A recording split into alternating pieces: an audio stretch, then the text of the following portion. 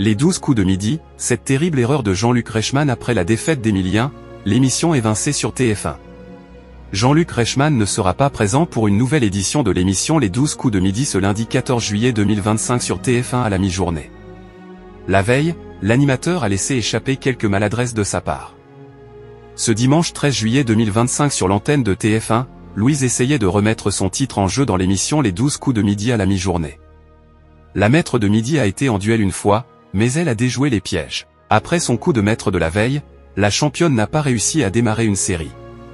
Elle a gagné 200 €, portant sa cagnotte à 10 250 € au total.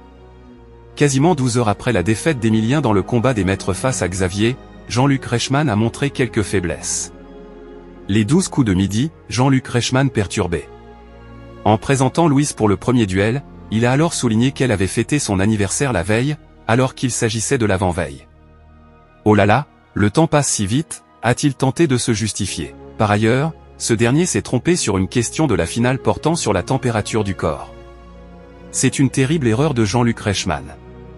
Ce lundi 14 juillet 2025 sur l'antenne de TF1, l'émission Les 12 coups de midi n'est pas programmée à la mi-journée, laissant la place au traditionnel défilé du 14 juillet, commenté dès 6 h du matin avec Bruce Toussaint. Cependant, Jean-Luc Reichmann sera présent en avant-soirée dans la peau de Pierre Dalvin dans la série Demain nous appartient. Les 12 coups de midi, TF1 en tête des audiences. Du côté des audiences, l'émission Les 12 coups de midi a réuni 2,77 millions de personnes ce dimanche 13 juillet 2025 sur l'antenne de TF1 entre 11h52 et 12h43, soit 34,6% de part de marché auprès des 4 ans et plus.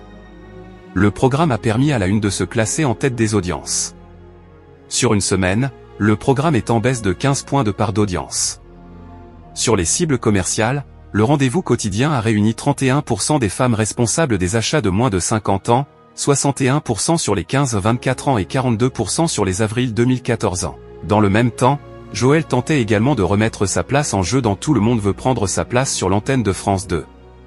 Le programme, animé par Cyril Ferraud, a rassemblé 1,41 million de personnes dès midi, soit 16,5% de part de marché auprès des 4 ans et plus. Les 12 coups de midi est à retrouver quotidiennement à 11h50 sur TF1.